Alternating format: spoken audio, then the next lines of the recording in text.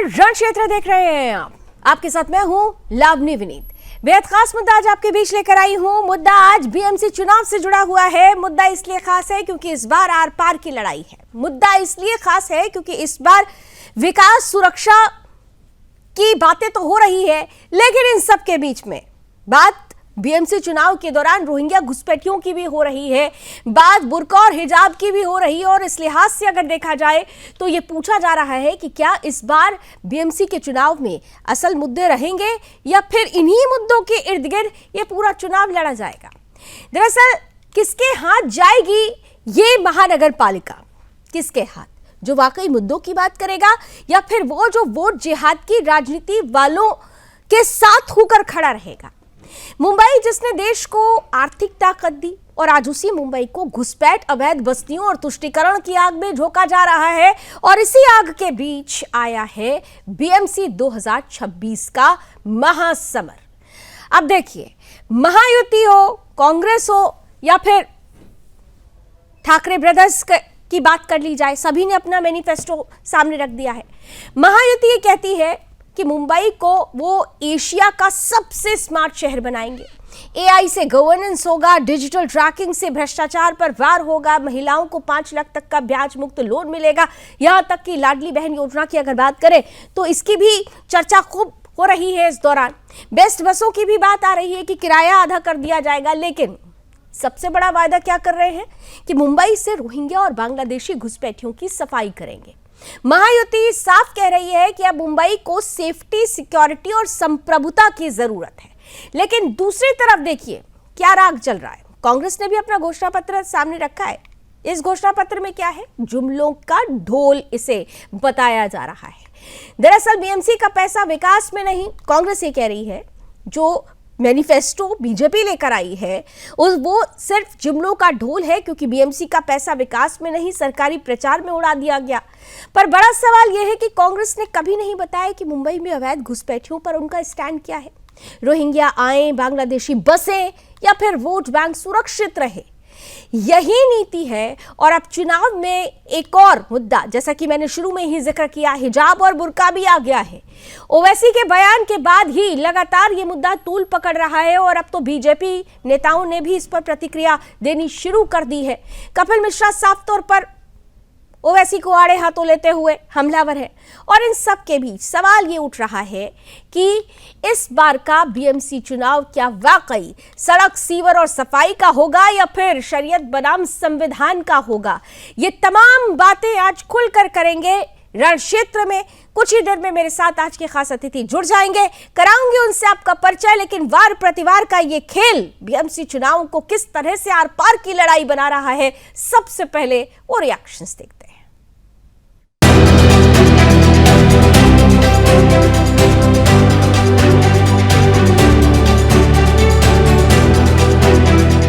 कल यहाँ पे ओवैसी आया था, क्या बोल के गया ओवैसी? किसी ने सुना ओवैसी का भाषण? ओवैसी बोल रहा है कि एक दिन मुंबई में बुर्के वाली मेयर बनेगी। मैंने कहा मियां, पहले बुर्के वाली को अपने घर से तो निकाल, पहले उसे स्कूल तो भेज, पढ़ाई तो करवा। अभी तो तुमने ट्रिपल तलाक और हलाला में कुचल के रखा हुआ है। और बुर्के वाली की आंखें खुल गई तो ईरान में देख लो क्या कर रही हैं बुर्के वालियां। ईरान में देखा किसी ने क्या हो रहा है? देखा ईरान में? जिस दिन इधर ऐसा हो गया ना, उधर ओवैसी खुद ही बुर्का पहन के भागेगा उस दिन। ये जो अकबरुद्दीन ओवैसी और सौसुद्दीन ओवैसी हैं, ये हैदराबाद से महाराष्ट्र में आकर जहल फैलाने का काम कर रहे हैं। इनके पास न यहाँ मतदाता है, न नेता है, न समर्थक है। ये क्यों यहाँ आते हैं? भारतीय जनता पार्टी की बी टीम बनकर हमेशा ये हर जगह जाते हैं, चाहे बिहार हो, महाराष्ट्र हो, उत्तर प्रदेश हो। ये बहुत दुखद है देश की राजनीति में। आप वोट क्यों काटना चाहते हैं? आप मुसलमानों के रहबर कब से हो गए? आप मुसलमानों के रहनुमा कब से हो गए? मुसलमान तय करेगा किसे जिताना है, किसे हराना है। हिंदू तय करेगा किसे जिताना है, किसे हराना है। लेकिन ये हिजाब, ये नकाब, ये जनाब, ये सब यहाँ मत करो। ये हिंदुस्तान है, ये मुंबई है। छत्रपति शिवाजी महाराज की प्रेरणा से चलने वाली ये मुंबई और ये महाराष्ट्र की धरा पर वही होगा जो यहाँ का मराठी मानुस चाहेगा, हिंदू चाहेगा। वही होगा ना। आप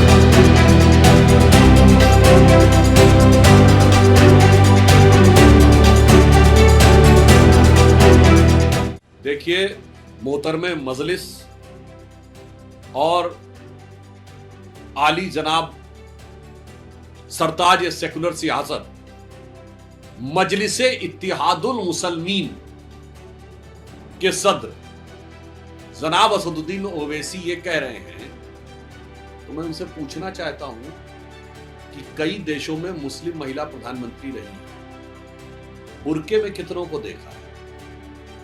बगल में बांग्लादेश का मुद्दा चल रहा है, बेगम खालिदा जिया और शेख हसीना, इसमें से कितनों को बुर्के में देखा? पाकिस्तान में बेनजीर भुट्टो, कितनों को बुर्के में देखा?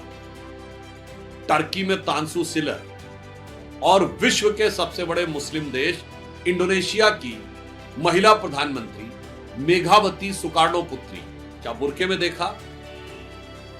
पुनः कह रहा हूं, मुस्लिम देश की मुस्लिम महिला प्रधानमंत्री और नाम है मेघावती सुकार्णो पुत्री। देखिए, हम पहले दिन से ये बात लोगों के सामने रखते आए हैं कि कुछ दल धार्मिक भावनाओं को भड़काकर लोगों से वोट हासिल करना चाहते हैं। दूसरी तरफ भाषा और प्रांत के नाम पे लोगों की भावनाओं से खेला जा रहा है। लेकिन कुल मिला के इन सभी चीजों का उतना असर नहीं हो रहा है जितना उनको अपेक्षा है। आज एक बड़ा वर्ग इस शहर में ऐसा है कि जो इन चीजों से सहमत नहीं है। वो लोग चाहते हैं कि जो सबको साथ में लेके चलने वाले लोग हैं उनका साथ दें। हमने उम्मीदवार बनाते समय सभी जाति, धर्म, भाषा, प्रांत के लोगों को उम्मीदवार बनाया और हमें लगता है हमारे उम्मीदवार पूरी ताकत से चुनाव मैदान में है। और पहले दिन से मैं ये दावा कर रहा हूँ कि हमारे बिना कोई मेयर नहीं बनेगा। और जो परिस्थितियां हैं आज मुंबई में, हम परिस्थिति निर्माण होने जा रही दिख रही है। अलग अलग वार्डों में अलग अलग परिस्थितियां हैं। कुछ वार्डों में कोई दल जीत रहा है, कुछ वार्डों में कोई दल जीत रहा है, कहीं अपक्ष जीत रहे हैं, कहीं छोटे दल जीत रहे हैं। तो पूरे शहर में एक लहर है, अगर कोई ये समझ रहा है तो वो उनकी गलत है।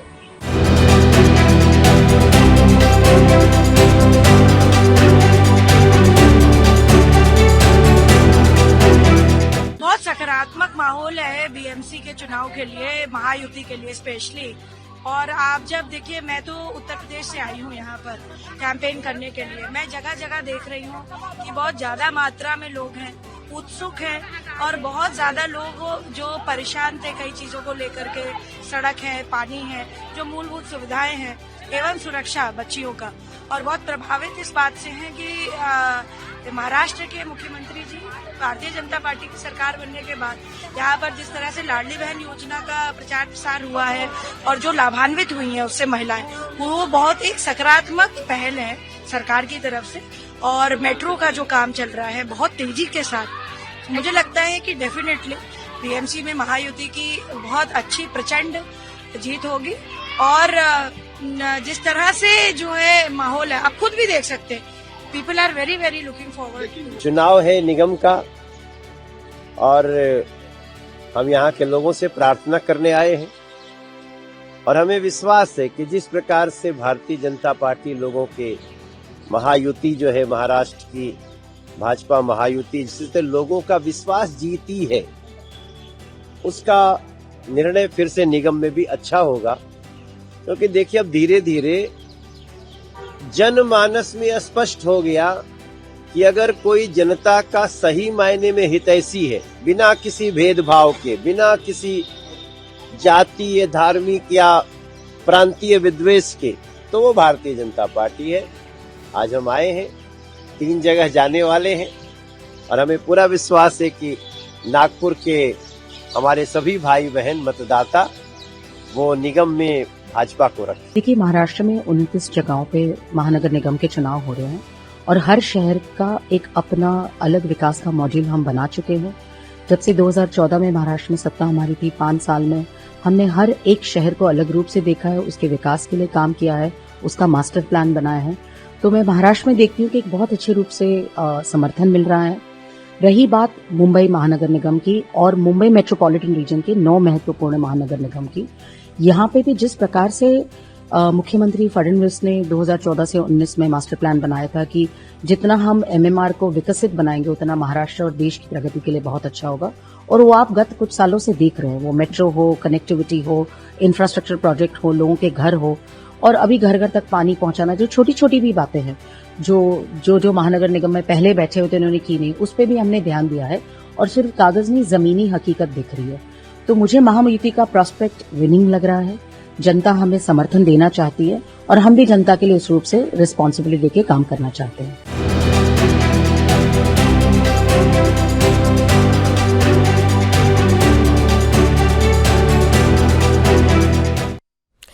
तो रण क्षेत्र तैयार है, रण के लिए सब तैयार हैं, क्योंकि एक तरफ महायुति का विकास प्लस सुरक्षा का मॉडल है, दूसरी तरफ कांग्रेस और उनकी वोट बैंक की तुष्टीकरण वाली राजनीति है, बीच में ओवैसी का बुर्का हिजाब राजनीति और रोहिंग्या बांग्लादेशियों पर घुसपैठ के जहर की राजनीति। ये सब मिलकर बीएमसी चुनाव की दिशा और दशा तय करने वाले हैं कि आखिरकार मुंबई मेट्रोपॉलिटन बनेगी या फिर मिनी ढाका। आइए शुरुआत करते हैं आज के रण क्षेत्र की चर्चा की और स्वागत करते हैं आज के पैनलिस्ट की।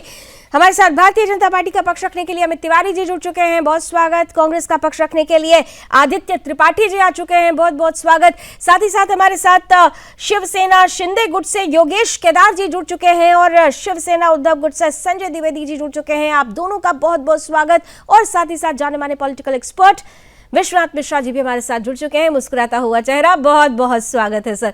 शुरुआत करती हूँ अमित जी आपके साथ। देखिए, बड़ा दिलचस्प होने वाला है इस बार बीएमसी का ये चुनाव और 29 नगर निकाय जो चुनाव है, क्योंकि जो मुद्दे हैं, हम तो ये सोच रहे थे कि मुद्दा विकास का होगा, मुद्दा जो बुनियादी होता है वो होगा, लेकिन इस बार तो फिर से वही जिन निकला, रोहिंग्या, घुसपैठिया, हिजाब, बुर्का, यही मुद्दा होगा।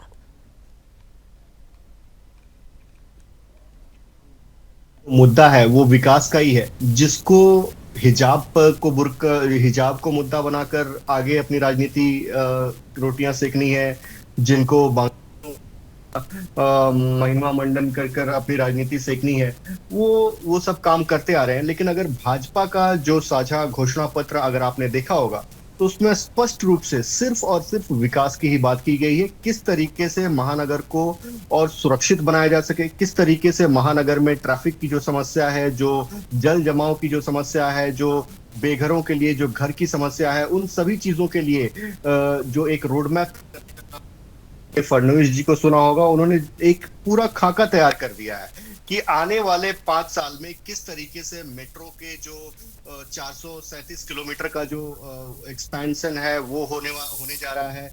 बसेस की जो ट्रांजिट में जो बसेस की जो संख्या आज 5000 की है उसको 10,000 होने जा रहा है। महिलाओं को 50% का इसमें आरक्षण मिलेगा, जिसमें उनको फेयर में कंसेशन मिलेगा। उसके बाद सीवेज का जो ट्रीटमेंट प्लान है, मैनिफेस्टो हमने देखा और पूरी मैनिफेस्टो पे बात भी हुई, लेकिन महत्वपूर्ण ये है कि घुसपैठिया मुक्त बनाने की जो बात है, रोहिंग्या अवैध रोहिंग्या बांग्लादेशियों को से मुक्त जो मुंबई को और महाराष्ट्र को कराने की जो बात है, ये सिर्फ मैनिफेस्टो तक सीमित रहेगी या फिर इसके लिए कोई आपके पास रोड मैप भी तैयार है?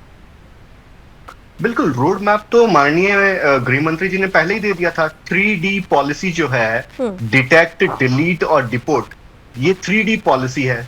इस पॉलिसी के अंतर्गत आप लावनी जी देखिएगा, आने वाले समय में काम ऑलरेडी चल रहा है, लेकिन जो अमूमन हम पूछते हैं कि कितने बांग्लादेशी पकड़े गए, कितने बांग्लादेशी डिपोर्ट हुए या कितने बांग्लादेशियों को हमने बाहर निकाला, तो ये जो आंकड़ा है वो बहुत बड़े पैमाने पर आपके सामने आने वाला है। इस पर काम चल रहा है और पुख्ता तरीके से। ऐसा नहीं होगा कि आज हमने किसी को भेजा और वो अगले रूट से तारों के नीचे से फिर से घुसकर आकर देश में बैठ जाए, ऐसा नहीं होने वाला है। हम सीमाओं की सुरक्षा के साथ साथ जहां जहां देश में जिस कोने में भी बांग्लादेशी घुसपैठिया बैठा हुआ है, वो हमारे चुनाव को प्रभावित ना कर पाए, वो हमारे किसी भी प्रणाली में अपने हिस्सेदारी ना मांग पाए, उसको सुनिश्चित करते हुए हम आगे बढ़ रहे हैं। आदित्य जी, कांग्रेस ने तो अपनी मैनिफेस्टो में इसका जिक्र नहीं किया, लेकिन बीजेपी कम से कम स्टैंड क्लियर कर रही है अवैध घुसपैठियों को लेकर, और आप लोग इसे जुमले का ढोल कह रहे हैं। क्या आपको नहीं लगता कि महाराष्ट्र को घुसपैठिया मुक्त करने का वक्त आ गया और इस बारे में कांग्रेस को भी सोचने की जरूरत है? कब तक आप तुष्टीकरण की राजनीति करते रहेंगे? लावनी जी, पहली तो बात, आपने लगातार कई सारी बातें कही और स्टार्ट करते ही अपना वक्तव्य आपने कह दिया कि कांग्रेस का मैनिफेस्टो, कांग्रेस बांग्लादेशियों के साथ ढाका बनाना चाहती है, ऐसा तमाम बातें आपने कही। हालांकि वो बिल्कुल गलत है। अब आपको आंकड़े से समझाऊंगा सारी बातें।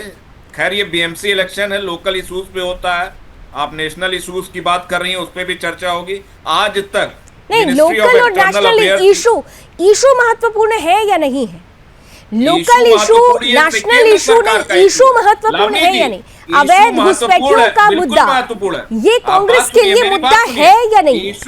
इशू ये बीएमसी इलेक्शन का मुद्दा नहीं है, ये देश का मुद्दा है और इसको होम मिनिस्टर को समझना चाहिए। फर्जी आंकड़े देने से और कह देने से टीवी चैनलों पे ये बांग्लादेशी बाहर नहीं जाएंगे। आपको मैं आंकड़े के साथ समझाता हूं। मिनिस्ट्री ऑफ एक्सटर्नल अफेयर्स का आंकड़ा है 2006 में कांग्रेस की गवर्नमेंट जब थी 13.7 हजार, ठीक है, बांग्लादेशी घुसपैठियों को बाहर भेजा गया, डिपोर्ट किया गया। आदित्य जी, ये जो आप रिपोर्ट पढ़ रहे हैं, नहीं मैं आप ही की बात सुनूंगी, मेरा सवाल सुन लीजिए फिर आप जवाब दीजिएगा। सवाल सुन लीजिए फिर आप जवाब दीजिएगा, आपको पूरा मौका दे रही हूँ। ये जो आप आंकड़े पढ़ने वाले हैं, ये अक्सर कांग्रेस के प्रवक्ता आते हैं और जब भी अवैध घुसपैठ की बात आती है इसी बात का जिक्र होता है और मैं इसको मानती भी हूँ जो आप लोगों ने किया। लेकिन मेरा सिर्फ ये कहना है कि सिर्फ कहे देने भर से तो नहीं काम चलेगा ना, कि हम बहुत सीरियस हैं।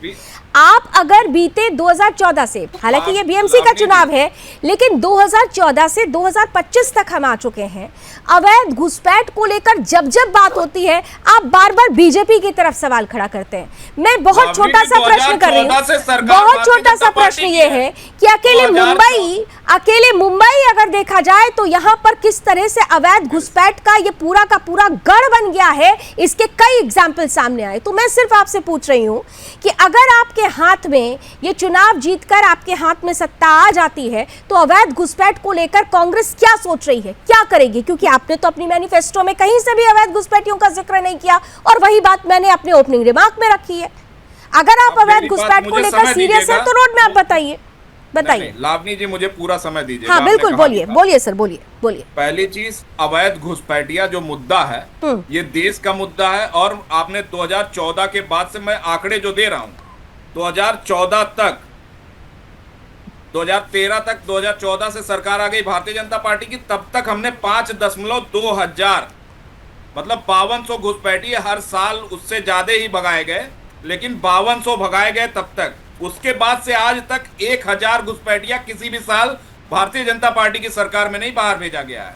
और मनमोहन सिंह जी की सरकार थी, लगातार अवैध घुसपैठियों को हम लोग ने विस्थापन किया, उन लोगों को बांग्लादेश में भेजा गया, डिपोर्ट किया गया, पर लगातार ये उंगली उठती रहती है। 14 से हमारी सरकार नहीं है, इसलिए हम जरूर भारतीय जनता पार्टी के ऊपर उंगली उठाएंगे और उनसे सवाल करेंगे कि ये अवैध घुसपैठिए आ कैसे रहे, उनको भेजा क्यों नहीं जा रहा है पकड़ के।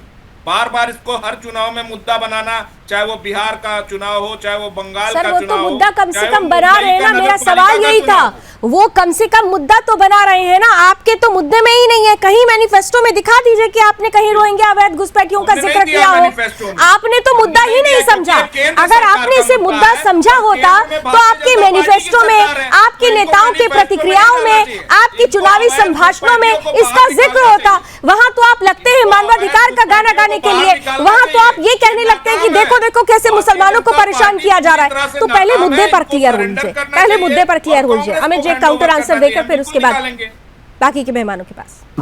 देखिए लावनी जी देखिए, इन लोगों ने तो मुद्दा बनाया था वोट चोरी का, और कांग्रेस की ही एक सर्वे रिपोर्ट ने ये बता दिया कि जनता किस तरीके से इसको मुद्दा ही नहीं मानती है। तो जो मुद्दा नहीं है कांग्रेस उस पार्टी को, उस चीज को मुद्दा बनाती है, और जो मुद्दा है असलियत में, जो घुसपैठिया इस देश में बैठा हुआ है, चाहे वो किसी भी कालखंड में आया हो, चाहे वो किसी की सरकार में आया हो, आज वो मुद्दा बनकर तैयार है। क्योंकि एक बहुत बड़ा वर्ग है जो इस देश की चुनाव प्रणाली को इम्पैक्ट कर रहा है, एक बहुत बड़ा वर्ग है जो इस देश के चुनाव प्रक्रिया को इम्पैक्ट कर रहा है। और हम ये बिल्कुल नहीं मानते हैं कि कोई भी घुसपैठिया इस स्थिति में आ जाए कि इस देश की पॉलिसी को डिटेक्ट करने लगे, इस देश में सरकारें कैसी चली जाए उसको डिटेक्ट करने लगा। तो ये स्पष्ट होना चाहिए और हमारी नीति और नीयत बिल्कुल स्पष्ट है। एक भी घुसपैठिया इस देश में नहीं रहेगा और जहां भी मिलेगा उसको भगाया जाएगा। इनकी सरकारें हैं तेलंगाना में, आप बताइए कितनी। इन्होंने कहा कि जब हमारी सरकारें थी हमने बहुत बड़ा घुसपैठियों भगाने का आंदोलन किया। तेलंगाना में इनकी सरकार है, क्या तेलंगाना में घुसपैठिया नहीं बैठा हुआ है? इनको बताना चाहिए। हिमाचल में इनकी सरकार है, क्या हिमाचल में घुसपैठिया नहीं बैठा हुआ है? क्या आपको एक पता है कि वहां पर कितने घुसपैठिए हैं? तो जब आप इसके कर ही नहीं रहे हैं तो क्या बात कर रहे हैं आप? मेरा सवाल है आपसे, आपने कितने बांग्लादेशियों को बाहर भेज दिया आज तक? आपने कितने बांग्लादेशी 2014 बता रहा हूं लावनी जी 10 सेकंड दीजिएगा, 10 सेकंड। जिस घुसपैठिया भगाने के लिए केवल देश से उनको बाहर करना जरूरी नहीं होता है, पॉलिसी टर्म्स में भी चेंजेस करने जरूरी होते हैं। और आपको मैं बता दूं कि 2016 तक तो आपने बॉर्डर ही डिसाइड नहीं किया था, 2016 में जाकर बांग्लादेश के साथ बॉर्डर डिसाइड हुआ है। क्या बात कर रहे हैं आप? 2016 में बांग्लादेश के साथ बॉर्डर डिसाइड होने के बाद इमिग्रेशन, बात को सुनिए, डिस्टर्ब मत कीजिए, 2014 बात को से पहले सुनिए। तक इंटरनेशनल बॉर्डर अरे भाई साहब आपको पता ही नहीं है, फिर कुछ आपको कुछ पता ही नहीं है। आप जाकर पढ़िए और तब जाकर आपको पता चलेगा। इंटरनेशनल बॉर्डर डिसाइडेड है, इसके पहले आप भारत का मैप नहीं देखते थे क्या? कर लीजिए बात इनसे, इनको कुछ मालूम ही नहीं है। भैया जाकर पढ़ो, और पढ़ोगे तो पता चलेगा कि क्या डेवलपमेंट हुआ है। उसके बाद पॉलिसी टर्म्स में मई 2025 में, अरे बात तो सुनिए। अच्छा ठीक है, जरा सा ठीक है, मैं आप दोनों को इस पर फिर से मौका देती हूँ, लेकिन योगेश जी और संजय जी इंतजार करें। अच्छा ठीक है, 10 सेकंड में पूरा कीजिए, सिर्फ 10 सेकंड। हाँ, 2005 मई में पुश बैक पॉलिसी आया, जहां पर कि हमने ये डिसाइड किया कि कोई भी घुसपैठिया अगर बॉर्डर पर दिखता है तो उसको तुरंत डिपोर्ट किया जाएगा, उसी वक्त उसकी गिरफ्तारी नहीं होगी, कोई कार्रवाई नहीं होगी, तुरंत डिपोर्टेशन होगा। दूसरी बात, सितंबर 2025 में इमिग्रेशन एक्ट 1950 में संशोधन किया, एसओपी में बदलाव किया गया। चीज हुआ, लेकिन उसके बावजूद अगर जैसे आज हम बीएमसी की बात करें तो हम वहां तक अगर सीमित रहे तो अकेले अगर मुंबई में ही देखें ना, तो किस तरीके से वहां पर घुसपैठ का एक पूरा हब बन चुका है, इससे भी तो इनकार नहीं कर सकते है ना। योगेश जी सीधे आपके पास आते हुए, देखिए पॉलिसी पैरालिसिस की बात हर बार होती रहेगी। पॉलिसी पैरालिसिस एक दूसरे पर आरोप लगाने का सबसे बड़ा इजली पॉलिटिकल टूल होता है, लेकिन महत्वपूर्ण ये है कि जब हम बीएमसी चुनावों की बात कर रहे हैं, जब हम 29 नगर निकाय चुनावों की बात कर रहे हैं, तो ऐसे में मुद्दों में तमाम जो बेसिक मुद्दे हैं वो जरूरी है, लेकिन घुसपैठ का मुद्दा आते ही एक दूसरे पर आरोप प्रत्यारोप शुरू हो जाता है। क्या शिवसेना शिंदे इस मुद्दे को लेकर उसी संजीदगी के साथ चुनावी मैदान में उतर रही है? ये मुद्दा आपके लिए संजीदा है या नहीं, योगेश जी? देखिए, भारत में किसी भी विदेशी नागरिक को यहाँ के चुनाव में सहभागिता लेने का कोई अधिकार नहीं है। जहां तक कि महाराष्ट्र की सरकार है, हमारी एकनाथ शिंदे साहब, देवेंद्र जी और अजित दादा पवार साहब के साथ जो हमारी महायुति की सरकार है, ये सरकार की जीरो टॉलरेंस पॉलिसी है। हम लोगों ने सबने मिलकर के ये तय किया है कि जो भी विदेशी घुसपैठी अवैध रीत्या यहाँ पे रुके हैं, रह रहे हैं, कमा रहे हैं, खा रहे हैं और फिर राजनीति में प्रभाव डालने की कोशिश कर रहे हैं, उन लोगों के ऊपर कार्रवाई की जाएगी, कड़ाई से बर्ताव किया जाएगा। और अपने महाराष्ट्र में, हमारे मुंबई में हो या नागपुर में हो या कहीं और शहरों में भी हो, यदि कोई बांग्लादेशी यहाँ पे घुस करके अवैध रीत्या रह रहा होगा तो उनको डिपोर्ट किया जाएगा। और सरकार ने, देवेंद्र जी ने, गृह मंत्री साहब जो हमारे हैं देवेंद्र जी और अभी मुख्यमंत्री हैं, उन्होंने भी उसके ऊपर सख्त निर्देश पुलिस को दिया हुआ है। महाराष्ट्र में कोई भी अवैध घुसपैठिया यहाँ पे नहीं रहेगा आने वाले समय में। जो हमारे मुंबई बीएमसी का चुनाव है वो अभी विकास के मुद्दों पर चल रहा है। यहाँ पे बहुत सारे अलग अलग भावनिक मुद्दे किए जा रहे हैं कि भाई मराठी अमराठी, फिर मुसलमान या ये वो, ऐसा कुछ नहीं है। भारतीय जनता पार्टी, शिवसेना दोनों साथ में मिलकर के मुंबई में सरकार बनाने जा रहे हैं। मुंबई की महानगर पालिका बीएमसी की सत्ता ये देवेंद्र जी और एकनाथ शिंदे साहब के नेतृत्व में आ रही है। साहब सत्ता में तो आएंगे, लेकिन सत्ता में आने का उद्देश्य जो है वो स्पष्ट हो जाए ना। देखिए, हमारा विकास का मुद्दा, किसका विकास, यही तो आज हम जानना चाहते हैं। हमारा उद्देश्य स्पष्ट है कि हम जो भारतीय नागरिक है उन लोगों को जो भी है उनके विकास में हम अपना योगदान देंगे, हमारी सरकार देगी। संजय जो भी यहाँ पे अवैध है उसको यूबीटी भी यही सोच रही है कि नहीं, क्योंकि जो जब महाविकास अघाड़ी बना तब तो फिर सबसे पहले इसी शिवसेना पर जो हिंदू हृदय सम्राट बाला साहब ठाकरे जी का जो आइडियोलॉजी हुआ करती थी उसे दरकिनार कर दिया गया, क्योंकि उनके साथ आप मिल गए जो सिर्फ तुष्टीकरण की राजनीति करते थे। हाँ, इस बार जरूर दिलचस्प है कि आप लोग ठाकरे ब्रदर्स फिर से आगे, उसमें से एक ऐसे ठाकरे ब्रदर है जो खुलकर पानी पी पी कर ऐसे रोहिंग्या बांग्लादेशियों को कोसते आए हैं, लेकिन दूसरे ब्रदर ऐसे हैं जो चुप्पी साधे हुए थे क्योंकि उनका एक गठबंधन महाविकास अघाड़ी की गाड़ी में भी फिट हुआ था। तो इस बार क्या आपको लगता है कि वाकई आप लोग अवैध घुसपैठियों को लेकर सीरियस हैं? ये मान ले जनता। लमनी जी, क्या कांग्रेस पार्टी राष्ट्र विरोधी है क्या? अगर इन्होंने मुस्लिम तुष्टीकरण किया तो देश में मुस्लिमों का राज होना चाहिए, तो फिर तो मुस्लिमों का राज क्यों नहीं हो पाया फिर ये? और अगर राष्ट्र विरोधी पार्टी है, राष्ट्र हित में काम नहीं करती, छप्पन दल इस देश की जनता ने क्यों चुना इनको? ये अभी भी 100 सांसद क्यों दिए?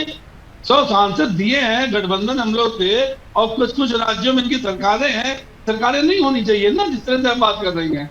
नहीं, मैं तो वही कह रही हूँ जो सामने है, मैं तो वो कह रही हूँ जो सामने है। आपने बिल्कुल सही कहा कि जिस पार्टी ने 70 साल तक अगर राज किया हो तो उसका विश्वास और विश्वसनीयता तो कभी खत्म ही नहीं होनी चाहिए थी। यहाँ 2014 के बाद से तो बार बार वो हाशिए पर आ जा रहे हैं, और यही अब आपके साथ भी हो रहा है, यही बात यूबीटी के साथ भी हो रही है, विश्वास और विश्वसनीयता।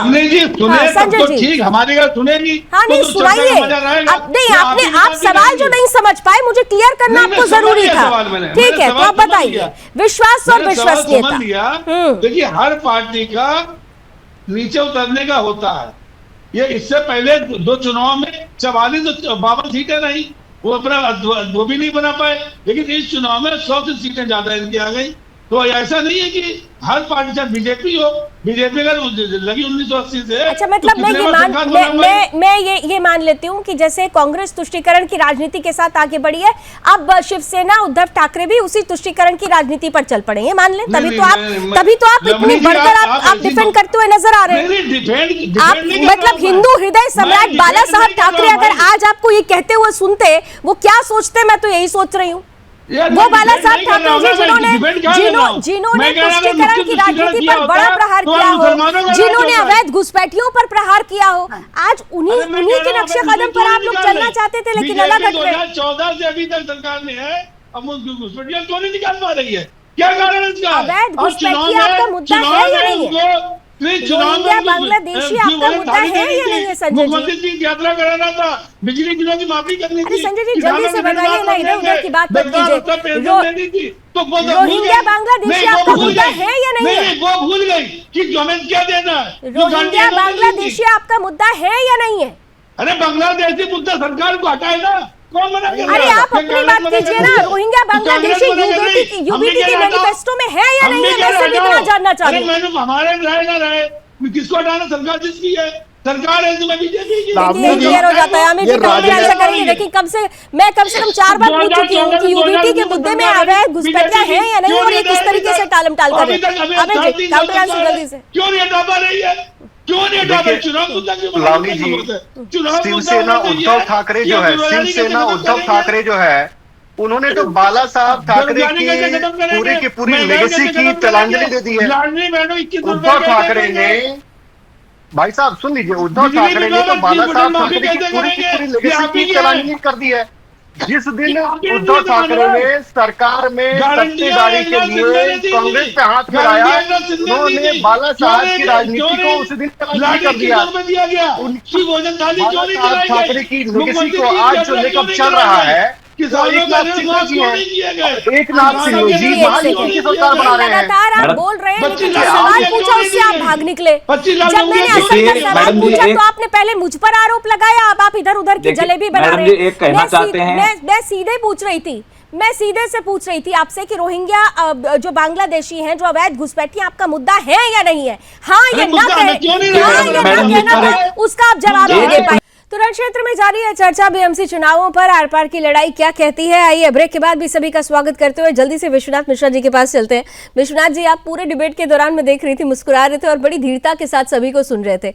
असल मुद्दा जो मुद्दा होना चाहिए इस बार चुनावों में, क्या आपको वाकई लग रहा है कि उन मुद्दों पर ही बात हो रही है? और खासतौर से जब हम अवैध घुसपैठियों की बात करते हैं, क्योंकि लोगों की नजर में, पार्टियों की नजर में ये मुद्दा सिर्फ हाँ होता है, लेकिन कितना संजीदा होता है इस पर जब बात आती है तो बड़ी गोल गोल जलेबियां बनने लगती है। विश्वनाथ जी। धन्यवाद लावनी जी, सभी पैनलिस्ट को नमस्कार, आपके दर्शकों को मेरा सादर नमस्कार। लावनी जी, आज का सबसे महत्वपूर्ण विषय है जो समीचीन है वो है पॉलिटिक्स टुडे। राजनीति कहाँ जा रही है, कौन अपनी राजनीतिक विचारधारा से 180 डिग्री पलट जाता है, कौन अपनी राजनीतिक लाभ के लिए कब किन विषयों को छोड़ देता है, राष्ट्र विरोध को भी उसकी भी अहमियत नहीं समझता कि राष्ट्र विरोध उचित है या राजनीतिक विरोधी का विरोध उचित है। मान्यताएं या स्टैंडर्ड्स कहें, कुछ जो मानक रहे हैं, हम लोग पत्रकारिता में मानक पढ़ते हैं, वो सब समाप्त हो गए। अब देखिए एक नया न्यू लॉ, एक अंग्रेजी में शब्द है अ न्यू लॉ, तो the politics is touching a new law. आप देखिए कि ठाकरे जी की, सीनियर ठाकरे जब थे, आप उनकी कल्पना करिए, उनकी पार्टी का प्रवक्ता क्या ऐसा बयान दे सकता है? कभी उनके युग में कोई सोच भी सकता था क्या कि वो कांग्रेस का इस तरीके से और किस विषय पर संरक्षण करने के लिए खड़ा है? घुसपैठियों के विषय पर। आप समझिए उस समय वो कितनी तेजी के साथ, कितनी आक्रामकता के साथ डील करते थे, जबकि उस विचारधारा का संरक्षण करने वाले गिने चुने लोग होते थे। और आज के समय में ऐसी स्थिति है जब जनता का जो वोट है, 80% वोट उसके फेवर में पड़ रहा है।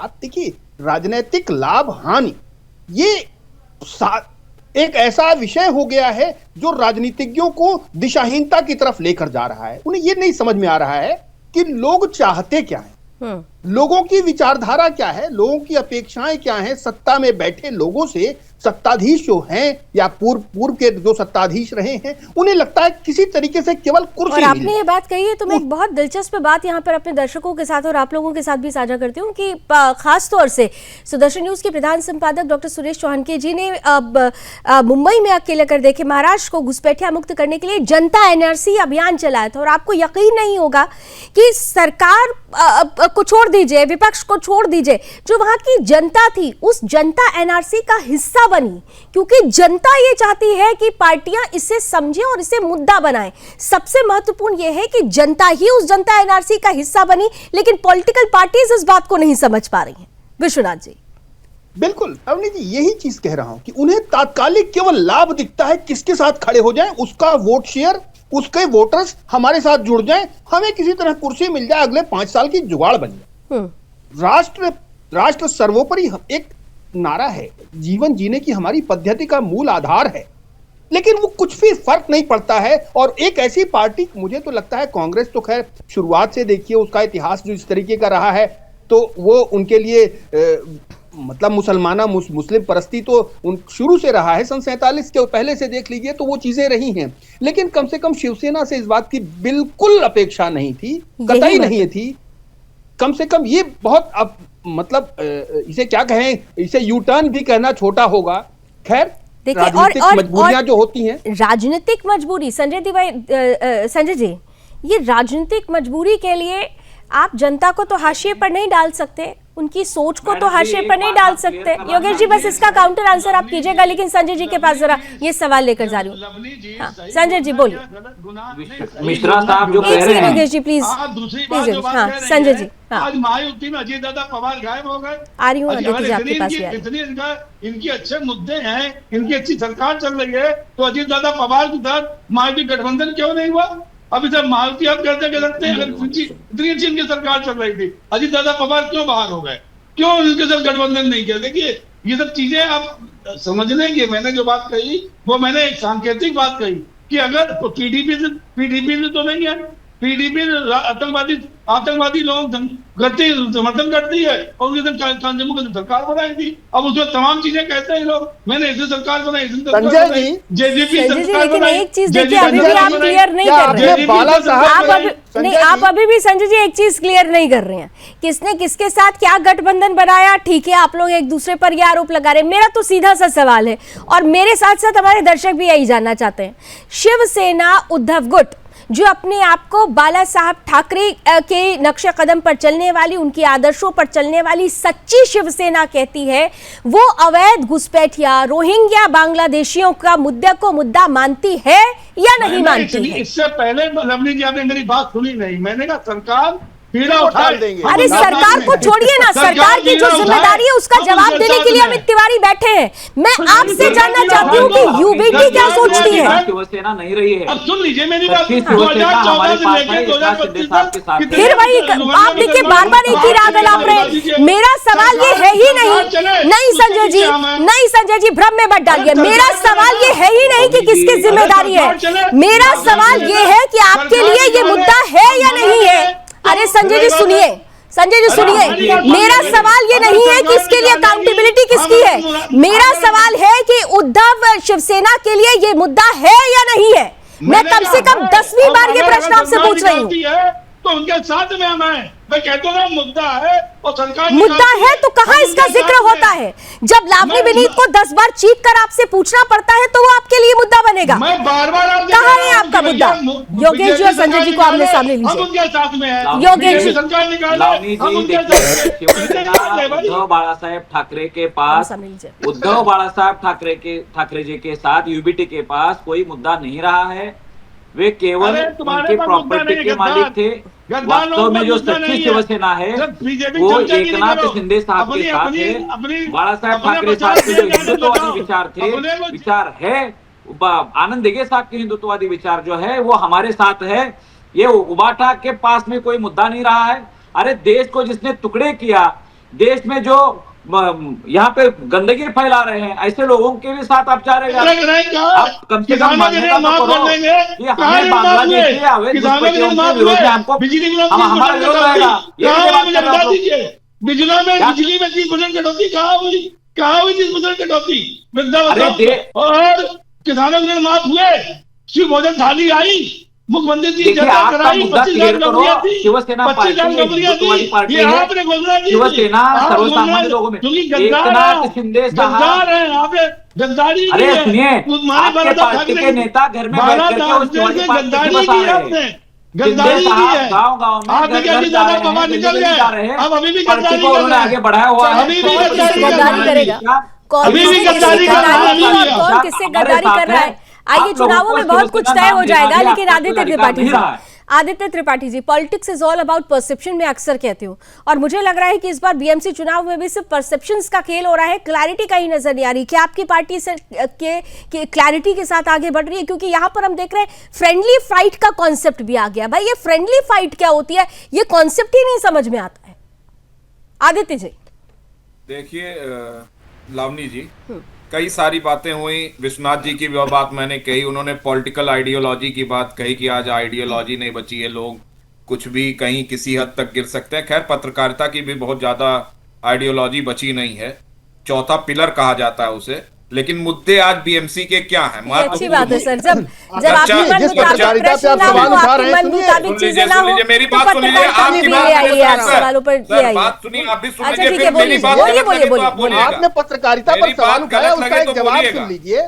आज पत्रकारिता का मूल आधार है लोकहित, मूल आधार है नहीं। और मुझे लगता है आदित्य जी, पत्रकारिता पर तो आपको सवाल उठाना ही नहीं चाहिए, क्योंकि जब आप पत्रकारों और पत्रकारों की निष्पक्षता और स्वतंत्रता पर बात करेंगे तो फिर किस तरीके से उनकी स्वतंत्रता का हनन किया गया था इमरजेंसी के दौरान, इसका जिक्र आ जाएगा। इसलिए ये बात करना बेमानी सा लगता है, लेकिन ठीक है, कम टू द पॉइंट की बात करते हैं। आज बीएमसी चुनावों पर है तो उसी पर रहते हैं, बीएमसी चुनावों पर ही रहते हैं। जो बात मैंने पूछी थी उसका जवाब दे दीजिए सर। बीएमसी इलेक्शंस पर रहते हैं, लेकिन जो ये चर्चा हो रही है बांग्लादेशी रोहिंग्या, ये बीएमसी नहीं भगा सकती उनको, इनको डिपोर्ट करने का काम देश की सरकार का।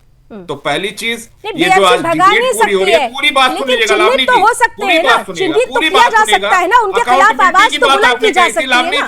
आपने अकाउंटेबिलिटी की बात कही थी कि आप अकाउंटेबिलिटी नहीं पूछ रही, किसकी अकाउंटेबिलिटी है? बिल्कुल, पत्रकारों को पूछना चाहिए। ये अकाउंटेबिलिटी है पत्रकार की, और ये सरकार की अकाउंटेबिलिटी है कि रोहिंग्याओं को इस देश से बाहर निकाला जाए। और विपक्ष की अकाउंटेबिलिटी क्या है ये भी बता दीजिए ना, ये भी साथ का साथ बताइए ना कि विपक्ष की अकाउंटेबिलिटी क्या है।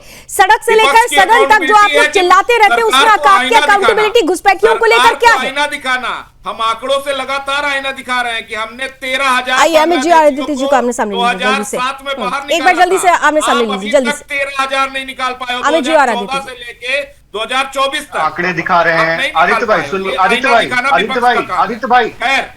सुनिए, आदित्य भाई आपने बार बार कहा कि आप आंकड़ों से आईना दिखा रहे हैं। आदित्य भाई सुन लीजिए जरा, एक मिनट सुन लीजिए। वो जनता ठीक के है जल्दी जवाब दीजिए, मेरे पास समय बहुत कम। समझ नहीं पाएगा। और जनता इस तरीके से देखिए, सड़क है, देख बिजली के है, आप पढ़ते रहेंगे उससे बहुत ज्यादा कुछ मिलेगा नहीं। आदित्य भाई बात को सुनिए, जिस तरीके से आपने कहा कि आप आंकड़े रख रहे हैं सामने में, इन सब पर चर्चा होनी चाहिए। रोहिंग्या बांग्लादेश, ठीक है जल्दी से 20 second sum up then Amit ji, 20 seconds, 20 seconds, only 20 seconds Amit ji. बिल्कुल बस 20 सेकंड में मैं अपनी बात को खत्म कर रहा हूँ। बीच में ही सम अप कर दूंगा।